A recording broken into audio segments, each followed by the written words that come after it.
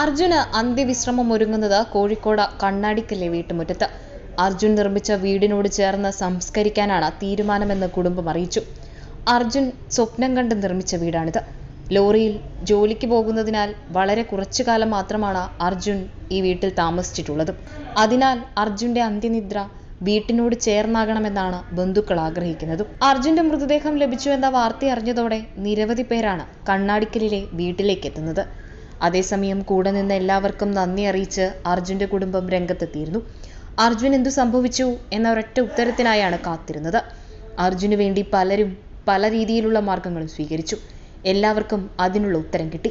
തുടക്കത്തിൽ തെറ്റായ വിവരങ്ങൾ അറിയിച്ച് ചിലർ കുടുംബത്തെ അടക്കം തെറ്റിദ്ധരിപ്പിക്കാൻ ശ്രമിച്ചു. കുടുംബത്തിനും മനാഫിനും ഒരുപാട് സൈബർ ആക്രമണങ്ങൾ നേരിടേണ്ടി വന്നു. വിഷമിപ്പിച്ചത് യൂട്യൂബ് ചാനലുകൾ നടത്തിയ വ്യാജപ്രചാരണമാണ്. അർജുന്റെ മൃതദേഹത്തിനായി നിയമപരമായ നടപടിക്രമങ്ങൾ പൂർത്തിയാകുന്നതുവരെ കാത്തിരിക്കുന്നുവെന്നും അർജുന്റെ സഹോദരി അഞ്ജു വ്യക്തമാക്കി.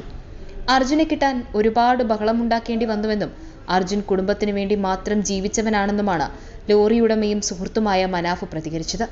അർജുന്റെ കുടുംബത്തിന് എല്ലാം പോയല്ലോ എന്ന് മാത്രമാണ് ആലോചിച്ചത്. ഒരുപാട് നാളത്തെ കാത്തിരിപ്പിന് അവസാനമായി എന്നും മനാഫ് പറയുന്നു.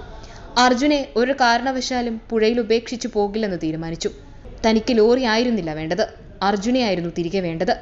അത് ആ അമ്മയ്ക്ക് കൊടുത്ത വാക്കായിരുന്നുവെന്നും മനാഫ് പ്രതികരിച്ചു.